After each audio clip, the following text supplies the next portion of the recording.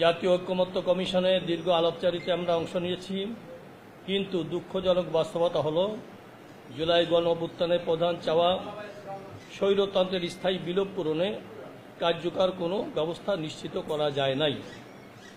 জুলাই সনদে গুরুত্বপূর্ণ বিষয়ে ঐক্যমত্য হয় নাই। যেসব বিষয়ে ঐক্যমত্য হয়েছে সেগুলোর আইন ভিত্তি নিয়ে টানাপোড়েন এখনও শেষ হয় নাই। ফ্যাসিবাদের সাথে জড়িতদের বিচারে ধীরগতি ও স্বল্প মাত্রা হতাশা তৈরি করেছে।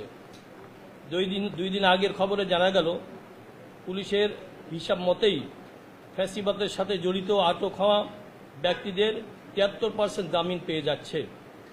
ফ্যাসিবাদের দোষরা মহাসমারোহে নির্বাচন করার ঘোষণা দিচ্ছে।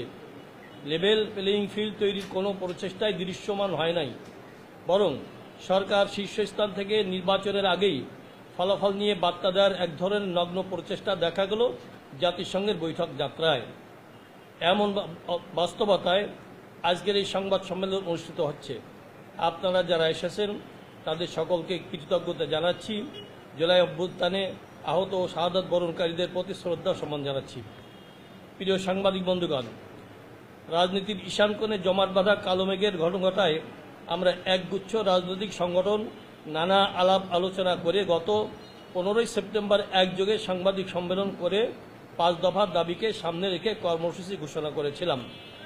দাবিসমূহ ছিল: জুলাই সনদের ভিত্তিতে আগামী জাতীয় সংসদ নির্বাচন করতে হবে, নির্বাচন পিআর পদ্ধতিতে হতে হবে, সুষ্ঠু নির্বাচনের জন্য লেভেল প্লেয়িং ফিল্ড নিশ্চিত করতে হবে, গণহত্যার বিচার দৃশ্যমান হতে হবে, বিশেষ ট্রাইব্যুনালে ভারতীয় তাবেদার ও ফ্যাসিবাদদের দোষর জাতীয় পার্টি এবং 14 দলের বিচার করতে হবে এবং বিচার চলাকালীন তাদের কার্যক্রম নিষিদ্ধ করতে হবে।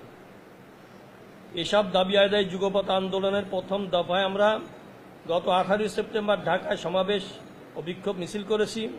19 সেপ্টেম্বর বিভাগীয় শহরসমূহে বিক্ষোভ করে হয়েছে এবং গত 26 সেপ্টেম্বর সারা দেশে জেলা, উপজেলা ও থানা শহরে বিক্ষোভ মিছিল হয়েছে। ঢাকায় বিভিন্ন জোনভিত্তিক গণসমাবেশ অনুষ্ঠিত হয়েছে। আমরা প্রচারপত্র বিলি করা সহ মিডিয়াতে বিভিন্ন টকশোর মাধ্যমে আমাদের দাবি ও তার যৌক্তিকতা তুলে ধরেছি। আলহামদুলিল্লাহ।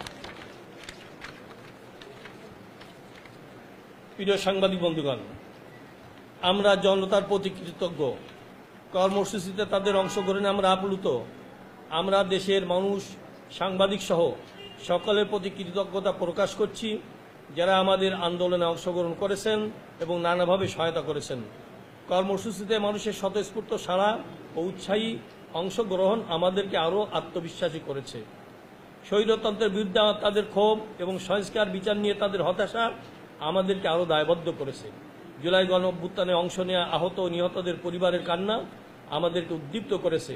সেই দায়বোধ থেকেই 5 দফা দাবি আদায়ের আন্দোলনের দ্বিতীয় ধাপের কর্মসূচিতে যেতে বাধ্য হচ্ছি। প্রিয় সাংবাদিক বন্ধুগণ, আমরা সরকারের প্রতি হতাশা এবং ক্ষোভ প্রকাশ করছি। দেশের এতগুলো রাজনৈতিক সংগঠন ধারাবাহিক কর্মসূচি পালন করার পরেও সরকারের পক্ষ থেকে কোনো রকম ইতিবাচক সাড়া পাওয়া যাচ্ছে না। কেমন যেন স্বৈরতান্ত্রিক সরকারগুলোর মতো এ সরকারও জনতার দাবির প্রতি উদাসীনতা প্রদর্শন করছে। আমরা সরকারকে সতর্ক করে দিতে চাই, মনে করে দিতে চাই, এই সরকার একমাত্র জনতার রক্তমাখা জীবন উৎসর্গ করার অভিপ্রায় গঠিত।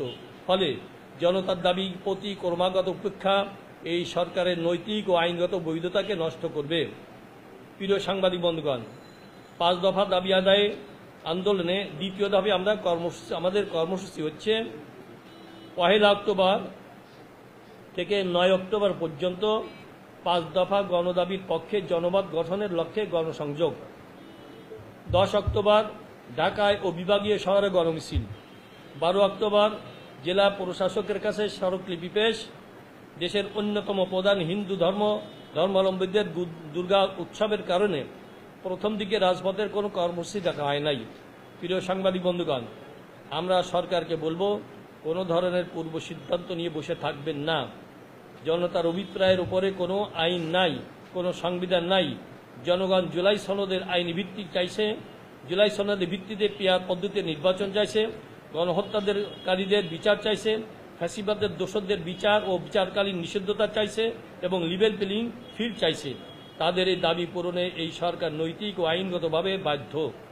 আমরা সরকারের দায়বদ্ধকে জাগ্রত করতে চাই। আমাদের কর্মসূচিতে যদি তাদের দায়বোধ জাগ্রত না হয় তাহলে সতর্ক করে বলছি, বাংলাদেশের মানুষ দাবি আদায় করার পদ্ধতি জানে। আবারও আপনাদেরকে সবাইকে ধন্যবাদ জানাচ্ছি। আল্লাহ পাক আমাদের সহায় হোন। প্রিয় সাংবাদিক বন্ধুগণ, আপনাদের যদি কোনো প্রশ্ন